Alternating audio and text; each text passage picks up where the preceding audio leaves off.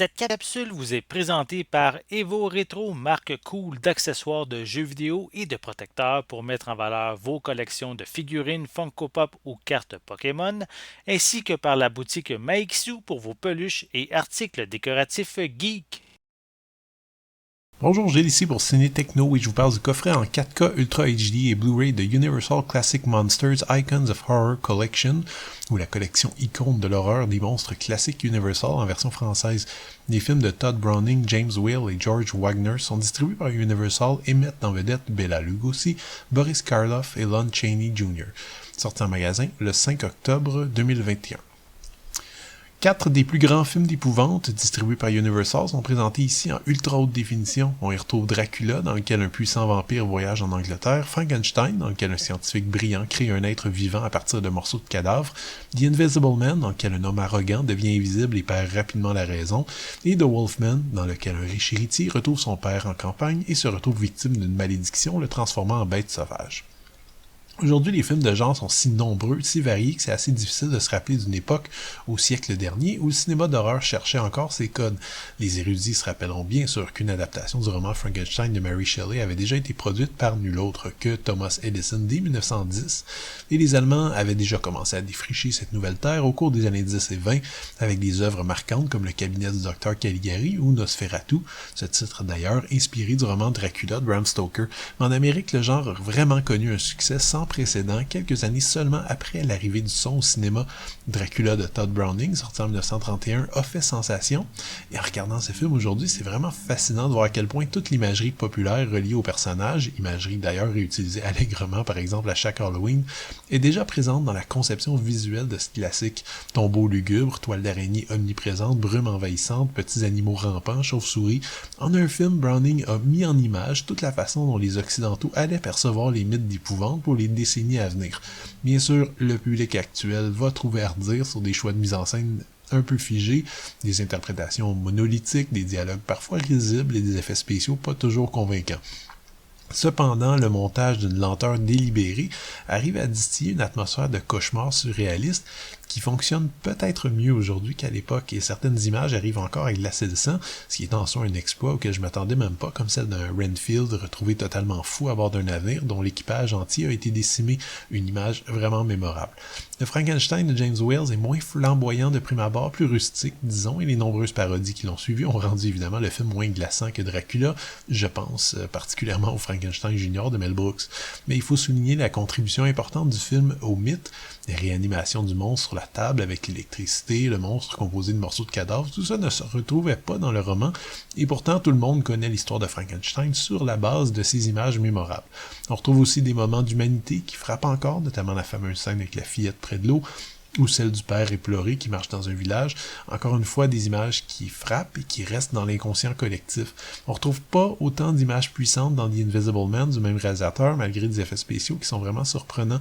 Autant Dracula et Frankenstein prenaient la forme d'une confrontation avec une créature autre, autant dans The Invisible Man, on a affaire à un simple psychopathe, comme le cinéma en regorge. Moins un film d'horreur qu'une comédie noire, il s'agit pour moi du film le moins intéressant de cette collection, malgré quelques fulgurances visuelles, mais ça va clairement dépendre de vos goûts personnels. The Wolfman est le film le plus récent de ce coffret, sorti en 1941, mais curieusement, c'est pas nécessairement le plus dynamique. Avec son récit classique à base de superstitions gitanes et de ruralité, The Wolfman ressemble peut-être le plus à ce à quoi on peut s'attendre d'un vieux film d'horreur en noir et blanc. C'est peut-être aussi le plus cohérent avec Dracula et le plus constant en termes de qualité. Le déroulement très standard est par contre relevé par une excellente performance de Lon Chaney Jr., affable, sympathique, mais également capable d'avoir l'air sauvage et féroce. Ok, cet ensemble contient 8 disques, un disque en 4K Ultra HD et un disque en Blu-ray pour chacun des 4 films proposés ici. Première remarque, la relecture de ces films des années 30 et 40 en 4K Ultra HD est une nette amélioration, même sur les Blu-ray qui étaient déjà à mon sens excellents, mais vous attendez pas non plus à une redécouverte complète des œuvres. On constate certains détails plus nets, plus clairs, un étalonnage du noir et blanc assez distinct, mais il faut bien connaître les films, disons, et surtout avoir un œil aiguisé pour apprécier l'amélioration. Bref, si vous avez déjà les Blu-ray et que vous n'avez qu'un intérêt vague pour ces films, je vous conseille vraiment d'évaluer vos besoins avant de procéder à un achat.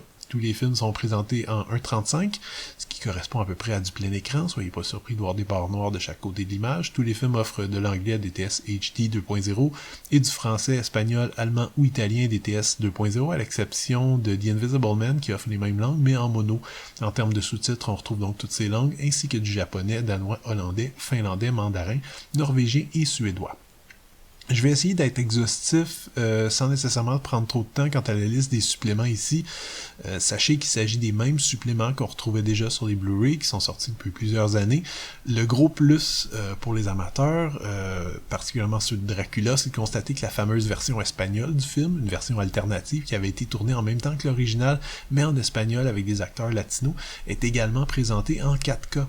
Pour Dracula, on peut donc apprécier une featurette sur la restauration du film, des pistes de commentaires, une musique alternative composée par Philip Glass, un making-of, une featurette sur Bela Lugosi, du matériel promotionnel, une piste d'information et une série de bandes annonces. Pour Frankenstein, on a droit à un making-of de 3/4 d'heure, une featurette sur l'acteur Boris Karloff, un long documentaire d'1h30 sur l'héritage du cinéma d'épouvante des films classiques de Universal, des pistes de commentaires, une featurette sur le processus de restauration, un court-métrage, du matériel promotionnel, une piste d'information et une série de bandes annonces. Pour The Invisible Man, on a droit là encore à un making-of, une piste de commentaires, du matériel promotionnel, une featurette sur les personnages des classiques de Universal et une bande-annonce.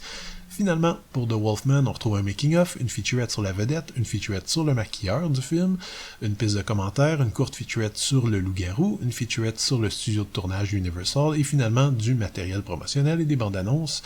Et un petit mot sur le boîtier. Il s'agit d'une sorte de coffret cartonné qui prend un peu l'apparence d'un livre, avec les disques qui sont glissés d'un côté ou de l'autre de la page et des illustrations propres à chaque film au centre. C'est un très beau coffret, très élégant, mais je dirais que les collectionneurs ont peut-être appris avec les années à craindre ce type d'emballage parfois, puisque les disques risquent d'être endommagés ou salis chaque fois qu'on veut en sortir un. Bon, c'est un peu le dilemme entre esthétisme et utilitarisme, mais je voulais juste le mentionner ici. Ce nouveau coffret en 4K Ultra HD des monstres classiques d'Universal va ravir les fanatiques des films mémorables qui s'y trouvent, tous des films qui ont marqué l'imaginaire collectif et le paysage des films de genre à leur façon. Encore aujourd'hui, c'est toujours avec beaucoup de plaisir qu'on redécouvre ces films, cette fois avec une image à nouveau actualisée. On regrettera l'absence évidemment de l'autre icône de l'épouvante de la Universal, la momie, mais à part ça, il s'agit d'un boîtier très élégant, à défaut d'être pratique, et qui représente, à mon avis, une excellente introduction à cet univers, en plus de garder les nombreux suppléments qui faisaient déjà partie des éditions de ces films en Blu-ray. C'était Gilles, merci, bon visionnement.